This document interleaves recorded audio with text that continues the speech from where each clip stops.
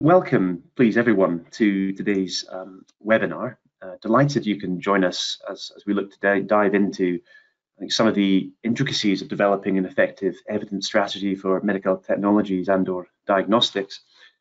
And I feel, as I'm sure many of us do, that we're currently at a crucial juncture in our sector whereby successful integration of medical technologies into clinical practice is really starting to hinge on robust evidence strategies, more so than ever.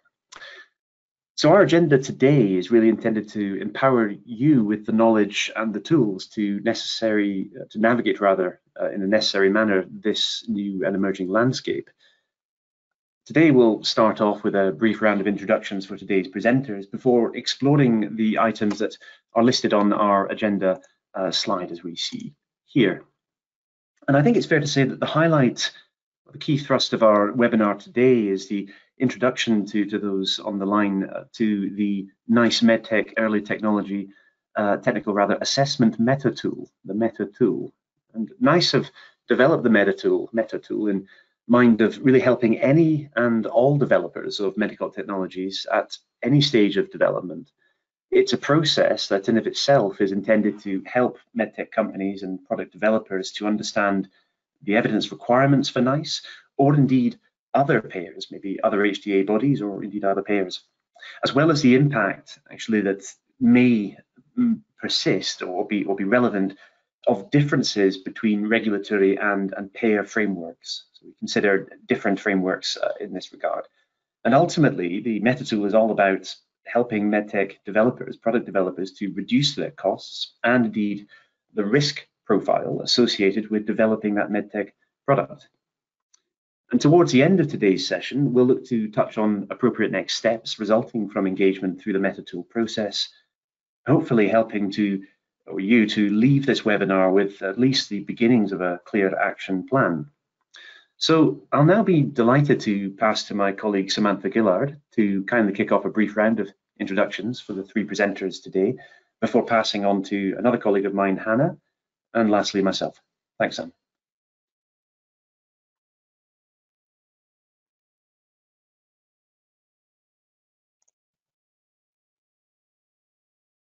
Right, my name is Sam Gillard. I'm HTA Director here at MTEP Access. So I have more than 20 years experience in health technology assessment for both pharma and medical technologies, and I've helped and led on over 50 HTA submissions. The speed of innovation in the medical technology field is exceptional, and one of the things that I really love about my job is being able to work with medtech developers and help support them on their journey. I'll pass over to Hannah. Thanks, Sam. So I'm Hannah Palin. I'm one of the Associate Directors here with our Market Access function here at MTEP Access. And I guess my area of expertise is around the commercialisation and demonstration of value, usually intended for a more external audience perspective. So in or around launch, whether that be developed at a global level all the way through to a local market level.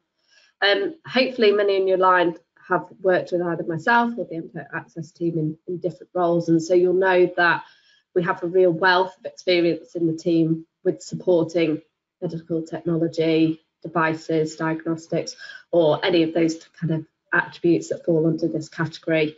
And so it is one of our strengths here, and it's fantastic to have Sam and Callum, who are obviously gone through the Meta Tool facilitator process, and it really is a fantastic offering alongside our other level of experience. So I'll hand over to Callum. Thanks, Hannah, and thank you, Sam. So my name is Callum Jones. I'm a Senior Consultant Health Economist at MTEP Access. I, day-to-day, over the last 10 years, and to this point now, specialise in developing cost-effectiveness models, other forms of economic evaluations, econometric analyses, as well for HTA submission purposes, or indeed perhaps more esoteric commercial, local to regional submission or appraisal purposes. To that end, what I'll do is pass to Sam to take us into the next slide for some early stage considerations leading up to the Meta Tool. Thank you. Thank you, Callum. So market access in medtech really refers to the strategies, activities, and that ensure medical devices, diagnostics and digital health solutions are made accessible to both healthcare providers and to patients. MedTech for market access is a multifaceted process involving a complex landscape of regulatory and stakeholder challenges. And while many of the challenges facing MedTech market access are comparable to those with the pharma industry, there are some distinct differences. So one of those is around the life cycle. If you think about drugs and the pharma environment, drugs typically don't change once they've gone onto the market. And this is different. So medical technologies may often undergo updates and improvements as the device moves along their life cycle journey. And this can have additional regulatory approval challenges and could impact on their market access as well. If you think about the HTA criteria, so the health technology criteria, MedTech HTA focuses solely on costs, whereas for the pharma environment, it's more around cost effectiveness. So what's the cost and the benefit measured often in terms of the cost per quality. So if you think about that cost environment, costs for MedTech aren't just the cost of the technology itself, it's a much broader, so it's thinking about things like what's the impact on the NHS workflow, what's the need for training on the NHS, thinking about the product durability and any maintenance or training costs, and these all get incorporated in that overall cost for HTA. So when you're developing a product, and we'll talk about this in a moment, you really need to be aware of all of those aspects to incorporate into your overall sort of cost assessment. I guess along the similar lines, pricing needs to encompass all of those costs associated with the medical technology. Thinking about things like, is there a cost associated with installation of the technology? What's the maintenance costs? How long, what's the life cycle of that product as well? And are there any training costs? They all need to be considered within that pricing and reimbursement piece. Stakeholder engagement is obviously a very critical part of any market access strategy. And for the medical technologies, that group might be larger than it would be typically. So as well as people like payers and physicians, you may need to be talking to hospital procurement as well to be understanding their challenges and their needs.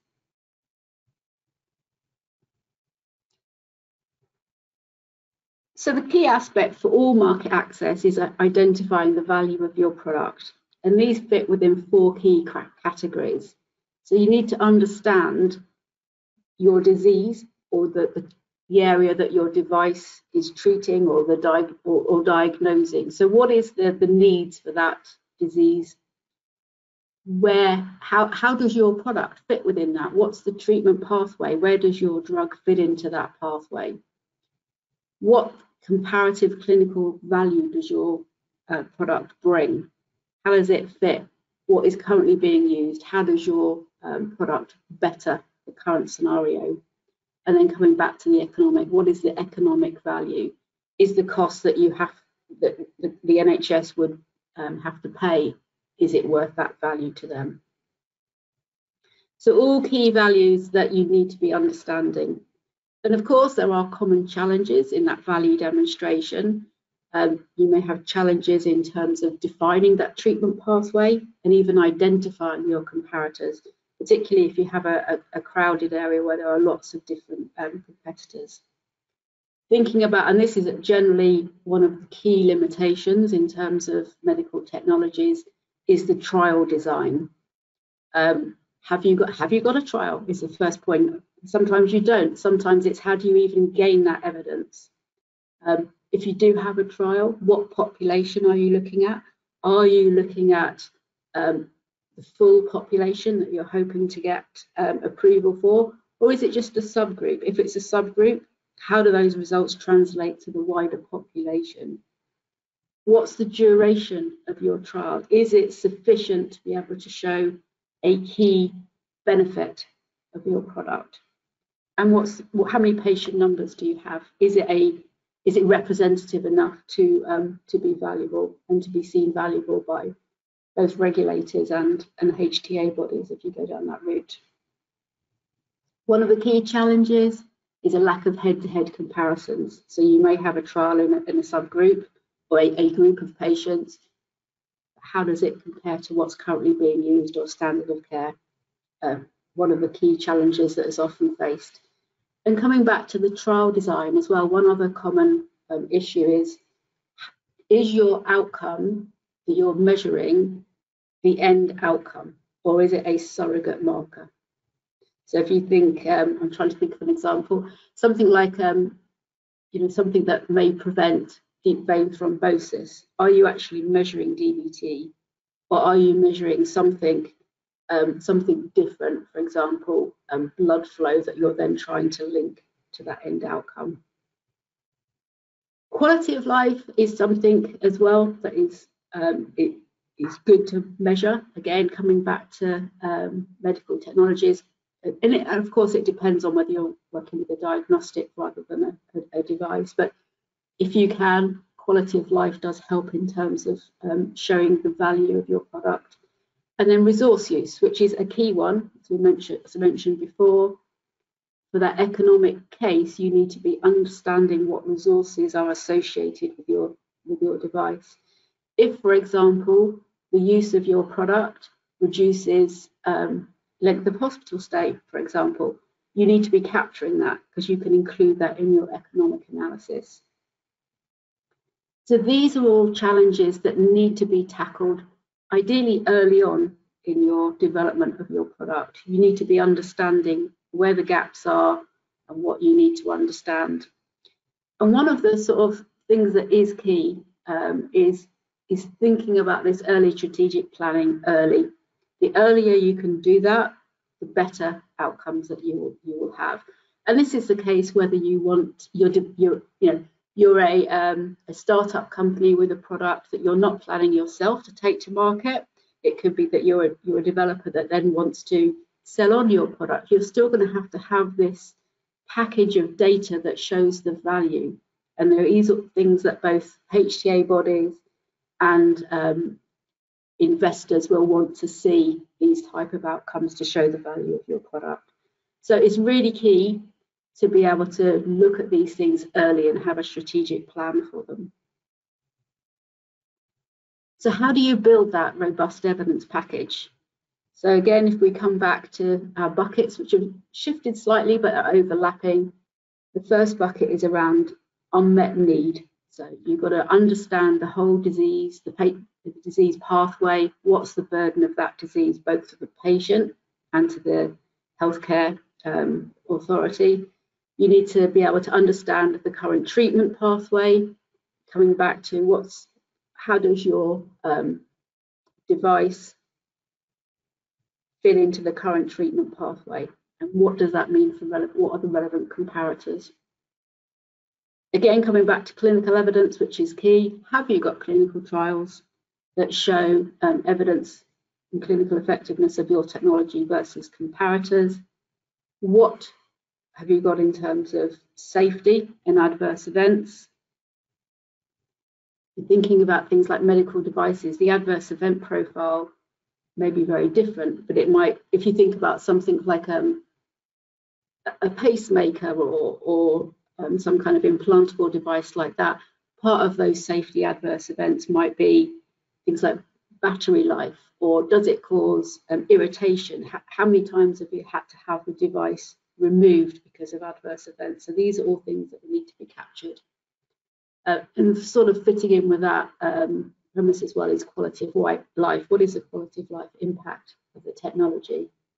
If we're looking at a diagnostic test, obviously you have to account for the accuracy of the diagnostic technology compared to current clinical practice.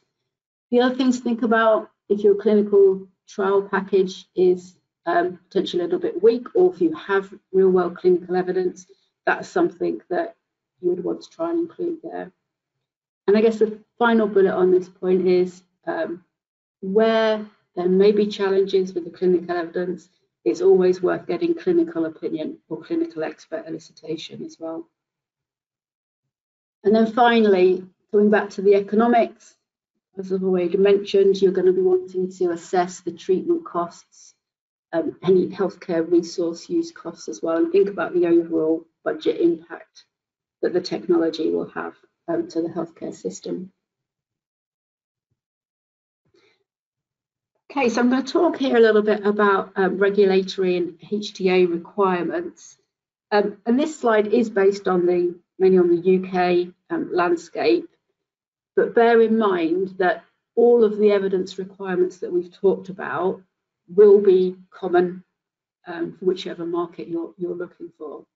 But in terms of the UK, for medical devices and technologies, you have registration with the MHRA, appropriate CE or UKCA marking, and then for digital technologies, it's around the DTAC approval.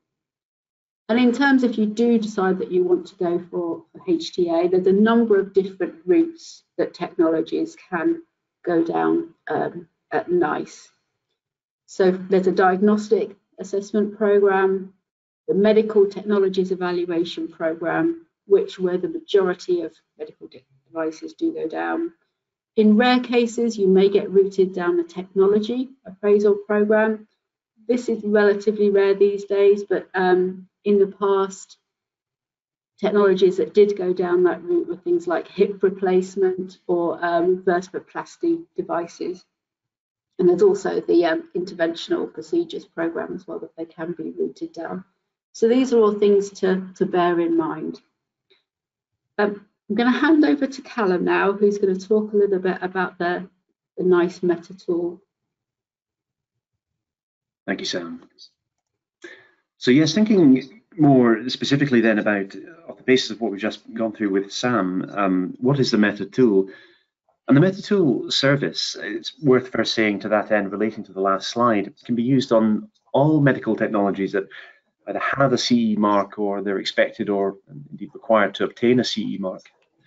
It's also suitable for advising on digital products and digital health interventions. It is worth noting that the Meta tool isn't suitable for technologies that won't be used within a healthcare setting context. So we really are talking about healthcare implication and purpose here. And also to note that, and this is probably clear to most in the first instance anyway, but going through the Meta tool process doesn't constitute formal economic evaluation by NICE. This is it's an advisory capacity, independent in nature by the facilitator. The potential benefit of going through the Meta tool process really is subject to when you as the product developer opt to do so, or when you feel you require to do so. And in that respect, for example, in the early stages of product development, it could help you to understand the types of evidence you're likely to need further down the development pathway. And in that respect, hopefully guide efficient evidence collection strategies and a broader sense of strategy development. In contrast, in later stages of development of your product, with the Meta tool process and the consequent summary report you'd receive through the Meta tool process, this can act as a robust gap analysis, right? So it's helping you to understand and sense check just how ready you are for submitting to your target intended HTA body and or payer. To that end, be it NICE or an alternative HTA body, or indeed more generally speaking, other payers that you may have in your nascent strategy at this present time. We can see here on the left-hand side a summary of what the Meta tool broadly aims to introduce and serve in terms of key objectives. The first, as we've touched on to some extent, albeit indirectly, is what it's looking to do is, in the first most, understand and establish what the true value of your product is, both for patients and indeed the healthcare system. If we consider both in how we want to frame this value of a product, that's most appropriate. And by using the Meta tool, it can help, or ostensibly it's the idea, it should help you to provide insights into how your product can make a key stakeholder relevant difference. In what way are you really changing the existing paradigm or portfolio available to payers? What's the nub of the benefit that's being introduced here, the value? Secondly, it should help you, related to that, it should guide you to understand the evidence that your HTA or payer, the stakeholder ultimately that you're aiming for, will want and need to see from you. So it should help you to understand and establish a foundational understanding of the evidence that's required of you and your product more pertinently. And once you've established that, the MetaTool process should help you to identify any gaps in your current package. Right? So your package as is, what's missing? Where are the weaknesses perhaps? So of course, this should help you towards ensuring that you and your team are well prepared and appropriately informed as to the strengths and potential areas for improvement in your evidence portfolio.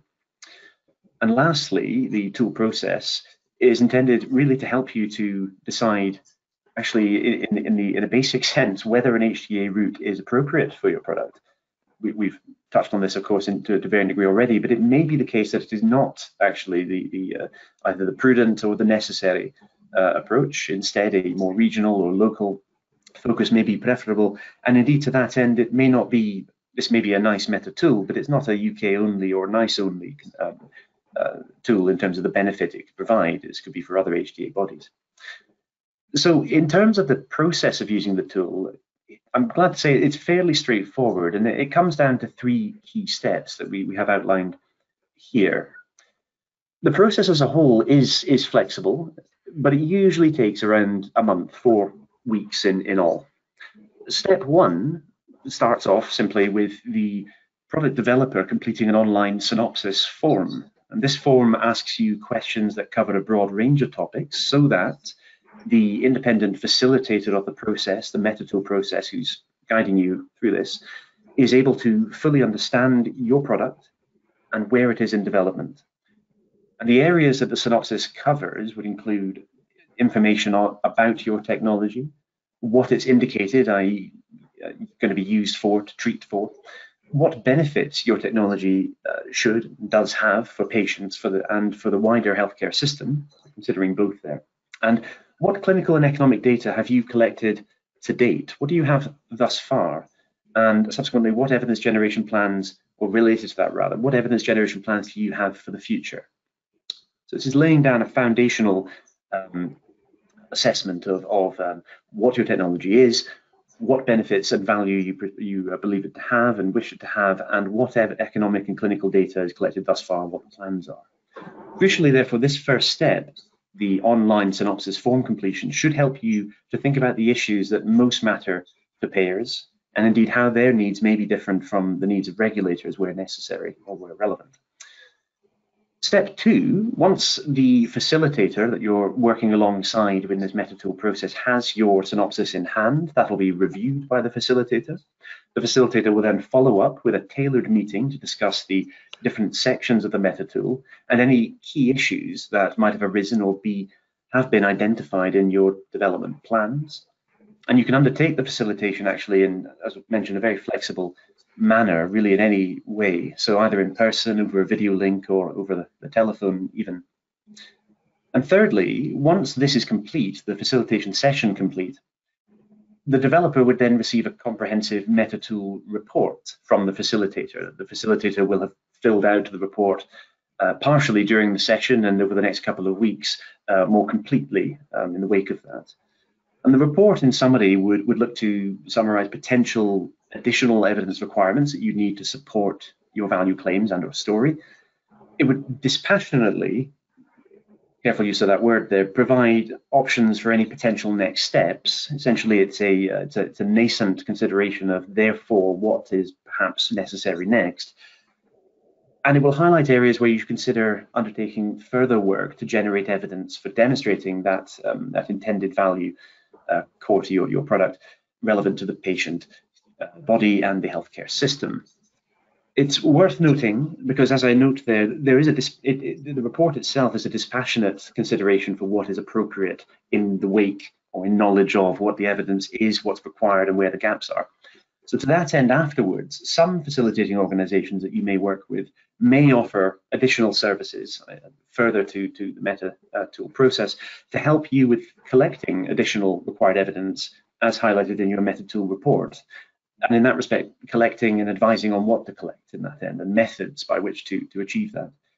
To that end, we, MTEC Access, of which we're all employees on this call today, we are certified NICE MetaTool facilitators and an organization, and we would be one of many, but we'd be well placed to help you in fully engaging with the MetaTool process and thereafter partner with you to determine specific appropriate next steps.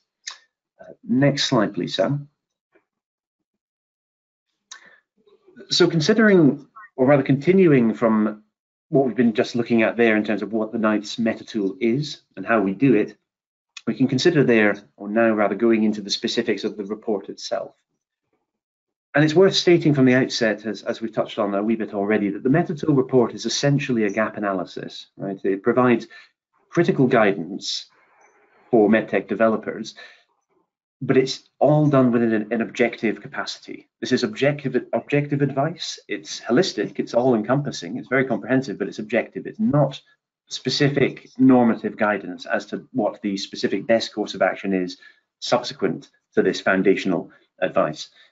Specific recommendations, as noted on the previous slide, could be established in subsequent conversations and partnerships, and that would be using the report of the MetaTool process as a foundational basis for this purpose. It should be noted that the guidance that's laid out in the report, while it should be, intention is for it to be highly useful for the product developer, there's absolutely, of course, no obligation to act on any of the advice that you, the developer, receive. Certainly no obligation. We can see on the right-hand side there, essentially a structured list of exactly what the MetaTool report covers. Hopefully most of it seems fairly intuitive and expected, but ultimately, if we start from the top, regulatory and HTA requirements. Of course, it's key to understand what the regulatory landscape and HTA assessment criteria are relevant to your product and your value story. So the report will detail where your product stands in relation to these standards and gives us insight into what would be required to address in light of these. It'll touch on value proposition quite specifically, and here intended to clarify your product's unique benefits and why it's a valuable addition to the healthcare system. With the treatment pathway, where we're thinking about how this relates to your product, how it fits into the existing clinical workflows, how it fits into existing healthcare delivery paradigms.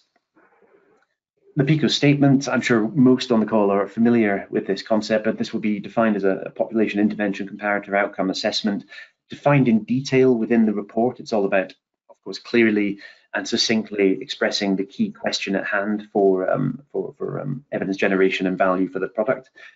And the report itself will assess how the established PICO statement aligns with the established evidence requirements. How well aligned is this? Is it perhaps worthy of a tweak? Perhaps in a scenario sense or a fundamental core base case sense. Measuring clinical effectiveness. So this is about the actual impact of your product on health outcomes, right? So it's how do you define that impact? This is inherently linked, of course, to the value argument, but how are we measuring and defining that effectiveness? Economic data collection. So the report rather will assess what data has been and is indeed to be collected, and how this is intended to be interpreted, right? So this is what are the intentions with respect to how this is going to be used, and under which circumstances it's considered to be relevant and for whom. The funding and commissioning. So for securing funding, this is a common plight for many medtech developers and an understandable one. And understanding commissioning processes, it certainly can be complex, and to that end, NICE within their MetaTool template have endeavoured to ensure that it outlines what's expected to be necessary to navigate and understand these areas in an appropriate manner and with success. Adoption and impact, similarly something of a service offered as part of the inherent structure of the report. Towards the end of the report, we're outlining key considerations that we should bear in mind in relation to ensuring adequate adoption of your product. And finally, resources that you may find useful. So this is essentially a composite list of additional links and references that potentially support you and your team in gathering and or generating required evidence in light of what has been addressed or stated earlier within the report. And then to close this slide and this consideration, once you're in receipt of the MetaTool report, you should then be armed. The idea is you are then armed with a fundamental assessment of what you are required to collect, what you currently have, what the gaps are, hence what the relative strengths and weaknesses are of your current evidence portfolio. And your facilitating organisation, or perhaps even an additional party, could then help you to build what should be a compelling narrative that presents the benefits of your product, what it offers to patients and to the healthcare system, and thereafter proceed to identify the next steps that could well be critical for your product's commercial success. But I'll pass now, please, if I could, to Hannah, my colleague, who will touch in good detail on some of the commercial as opposed to HDA specific considerations for subsequent next steps. Thank you, Callum. Thank you, Sam. So yeah, here we're going to just explore very briefly within the context of the time allowed to us around how the meta-tool and the findings from going through this meta-tool assessment can ultimately support you in your ultimate commercialisation of your assets, irrespective of whether you choose to go through a HTA or more formal regulatory approach and approval process, or whether that doesn't suit your particular wants, needs. And obviously it's also always worth recognising that irrespective of if you do go through a HTA review process, ultimately there is an element here that we're talking about here about ultimately commercialising your asset and having the tools available to you to support the discussions that you would have. So I guess this is what Callum and Sam have alluded to, is that the meta-tool assessment, the findings and the assessment of the report itself can ultimately help support and lead you towards in the most ultimately efficient and effective process as you look to plan and ultimately deliver on your engagement strategies and whatever materials you may choose to develop to support that. So here we're talking really about how those findings, a true, frank understanding of your available evidence, which is fundamentally going to be the foundation to everything that you can build off as part of your commercialisation, the value that will be able to present to your payer, your customer, whoever they may be, and knowing truthfully what potential challenges you may face. Obviously, if you've conducted the assessment and address these at an earlier state, then they may no longer, as you approach this development of your market access strategy and ultimately launching your product, they may no longer exist for you. You may have already proactively addressed these, and so you already know the evidence that you need to present. However, if it's not been possible for whatever reason, you're well placed to have appropriate strategies, objection handling, whatever it may be, in place. So you're ready to have those effective conversations. And I guess this is where the extrapolation of the meta tool comes into play, and where, for instance, you may want to have a facilitator that potentially provides a long-term partnership in this way, such as ourselves here who offer many of these services. There may be others that for specific needs you may need to partner with elsewhere, or you may need a hybrid of partnerships going forward.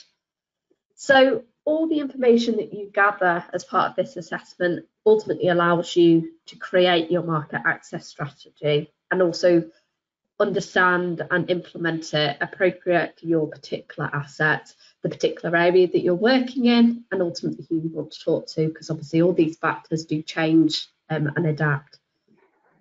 It also allows you to identify at a very early stage what you will have available to you. So depending on material, you may need to develop these quite early on, prior to launch, for instance. Maybe they're available for early engagement, early uptake, or maybe they are only intended for post-launch. Maybe that's when you've got your CE mark or whatever it might be.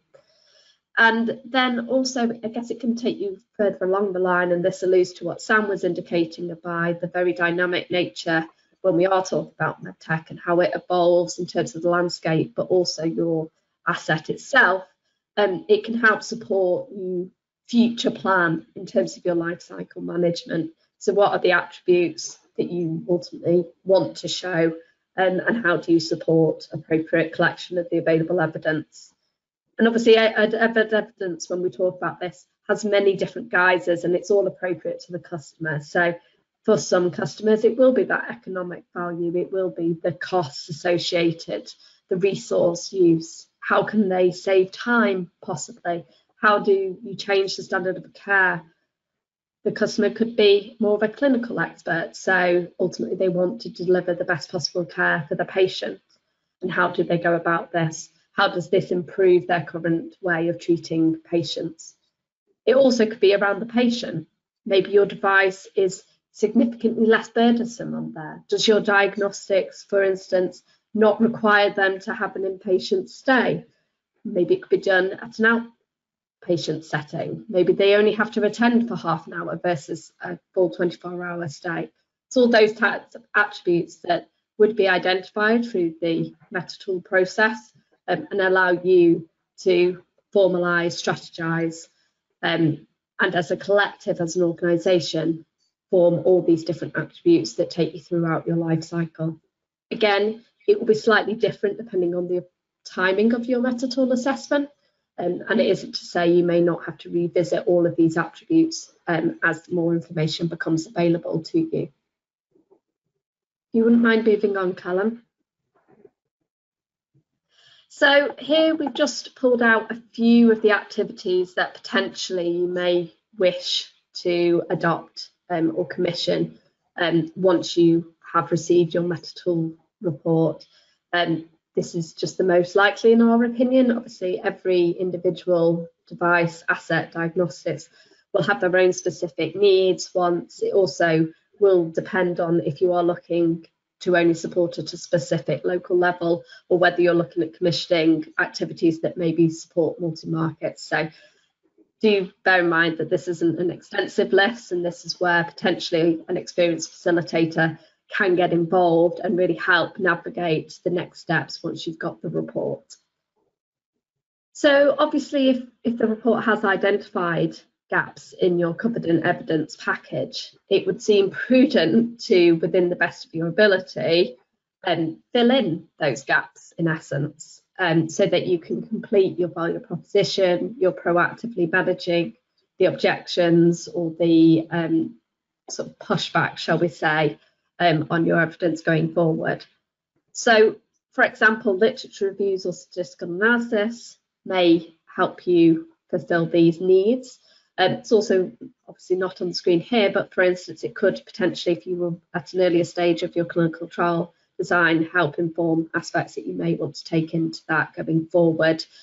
Or if you are anticipating a collection of data post-market launch or at pilot studies, for instance, it might influence what's the type of information in a more real-world setting that you want to collect to fulfill any of those gaps in your current evidence set. Goes without saying, and obviously with Callum on the call, there's economic evaluations that you can do on the basis of the evidence you've identified.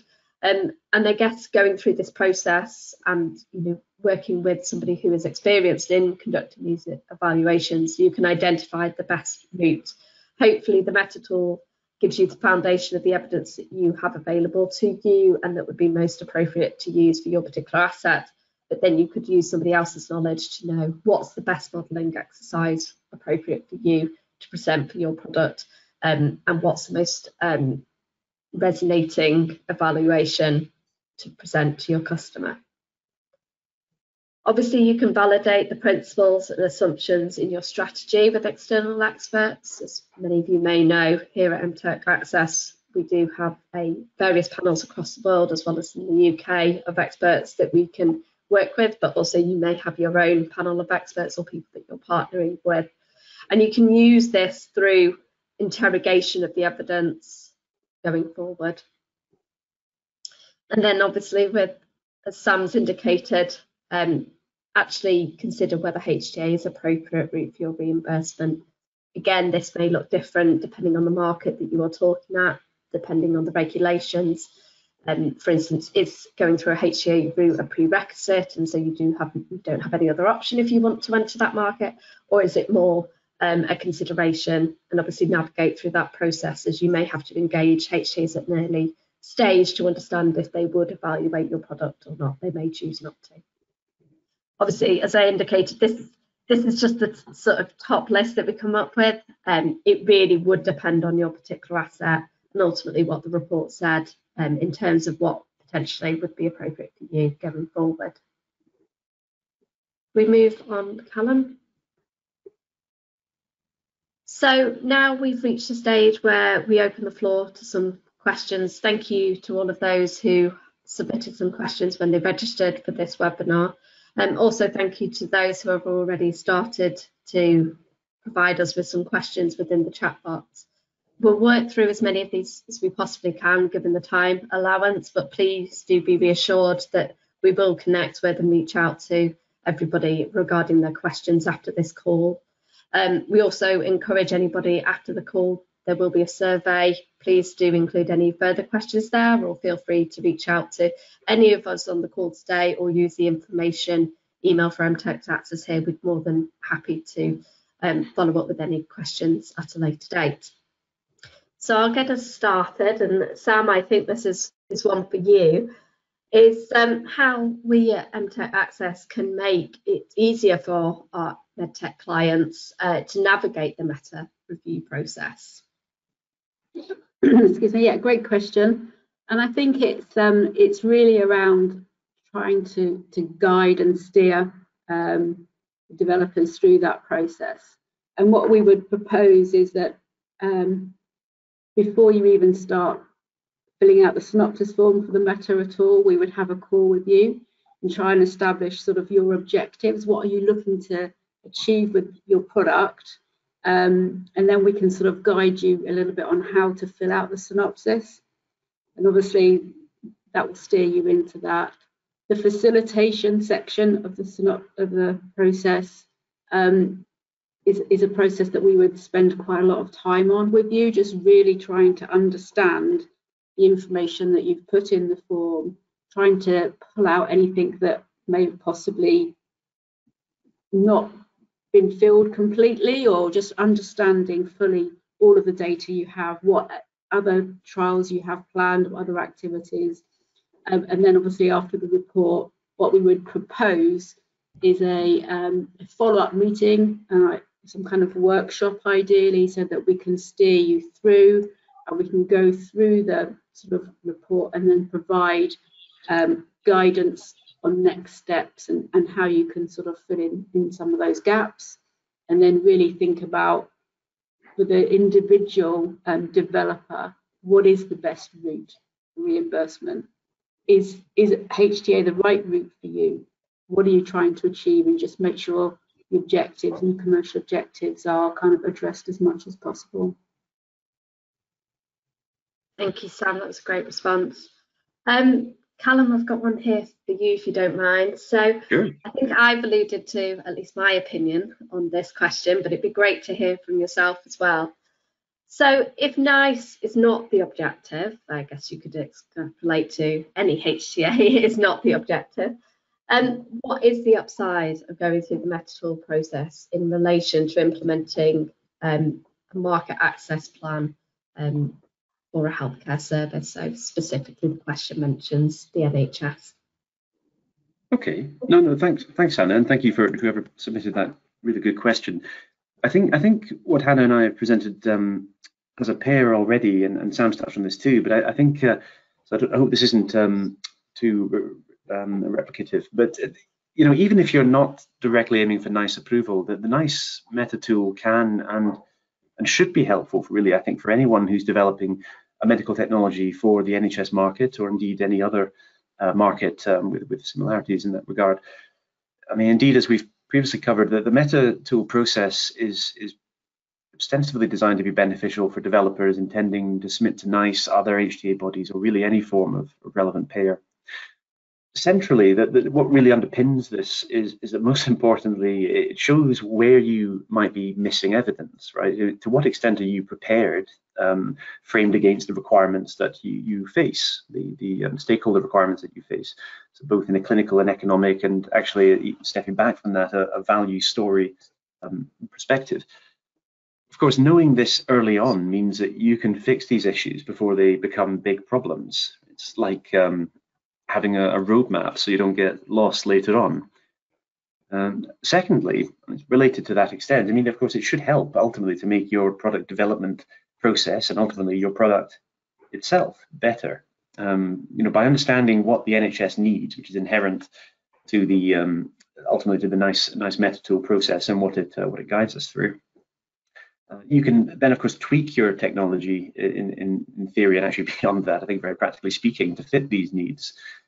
This, of course, with NHS would increase the chances that they'd want to use it ultimately. But actually, a lot of the needs of the NHS will be reflected in similar markets around, particularly monopsonous payer markets around the world, certainly in the Western world. And it helps, I think, also to essentially encourage smarter planning for how to get the product into the NHS market, or indeed the market of interest. It's in a systematic way. It frames. It's a way of thinking. It's a way of collecting everything holistically, establishing that foundation, and therefore in a considered, structured way, planning for the future. So the tool gives you that clearer picture of the landscape, perhaps the NHS landscape that you're interested in. Of course, this can be pretty complicated in of itself. So approaching this in a systematic, structured way is probably a fairly sensible way to go. Lastly, I think what's inherent to all this, of course, is a really terrific learning experience. I mean, going through this process, it should help you to understand the rules and the expectations of a market like the NHS, or indeed most pertinently the NHS. That's going to be, of course, useful for any future products you develop. So I think in a nutshell, the MetaTool is perhaps more than just a step, as you might say, towards approval. It's not quite that specific. It's really more of a comprehensive guide, objective, of course, rather than normative in its nature, but that's going to help you ideally at any stage that you see fit to interact and engage with it for making your product better, insofar as convincing the right people that it's worth using for indeed the patients and the health systems that you're interested in reaching. It's essentially an incredibly healthy exercise that puts you in a far more confident and stable position, ideally, I think quite realistically, than not doing it. So nice approval, the nice being the target. I don't think that's necessary at all, really. It's sort of an ideal case if you're thinking about going to nice, but hardly required. Hannah, do you think that tackles the question? Is that okay? I think that's perfect. It's just great to hear somebody else's opinion, Calla. So that's great. Can I add to that? Yeah, do you want to add to that, Sam? Yeah. I was going to say we've already alluded it to a little bit, but I think the other thing to think about in the MetaTool is that there isn't a defined time to do this, and it could be done more than twice for the same product. So there are instances where you might want to take it very early on in the product life cycle, where you're thinking about what evidence do I need? What trials should I be planning? And then a little bit later on, when you've got that first, I guess the first bit of evidence that you've collated, you could go through it again and find out, is that likely to be enough, or do I need to be thinking about additional activities to support sort of reimbursement as well? Perfect, thank you both. I think we've just got time for a very practical question, if you wouldn't mind taking it, Sam. So we've had a couple of questions in or around this, but people, I guess, are really interested in terms of how long, in terms of timelines, would it take approximately to complete this exercise, and do we have any idea around budget ranges? Yeah, I'll take this sort of the timelines first. So I think the process itself, from when the first engagement and then the MetaTool, is probably about 4 weeks. That takes a 4-week period. I think in order to get the best benefit out of it, as I said, we would like to have a workshop afterwards to kind of collate all the evidence, to talk the developer through that, and then to think about recommendations for next steps. So I think ideally that would probably be about a week after the completion of the facilitation. So I would say around sort of 5 to 6 weeks. But that, if you think about timelines for a lot of advice and lots of different things, that's relatively quick. So a fairly quick turnaround for something that is really very valuable, in my opinion, to give you sort of that fairly quick feedback in terms of what your gaps are and what you should be doing for next steps. And then in terms of cost, I think it depends a little bit on what level of engagement and sort of post the facilitation. But I would imagine, well, it'll be between £8,000 and £10,000. So again, relatively cost efficient, relatively timely, but could be extremely valuable. Yeah, absolutely. I'd concur with that. I think it's, you know, that's for the basic process, and it's whether you require, you know, the facilitator to provide the extra to support you. As we all know, there's nothing worse than just a report that lands on your desk with very little context and very little follow-up, and then it gathers dust ultimately. So I think that's the time we have for questions. As I say, we will follow up with anyone. I know some of the questions in the chat box have already been responded, but please, I encourage anyone who's listening live or listening to the recording, please do connect with us. We'd be more than willing to respond to the best of our abilities going forward. Great, and then I'm just sort of going to wrap up here. So in terms of next steps, really have a think. Is the Meta tool right for you? And we've talked about it as being a really valuable tool, whether you want to go to NICE or not, whether you're really early on in your developing journey or whether you're a little bit later. It really does give that comprehensive understanding of what the data gaps are. So I think it's incredibly valuable.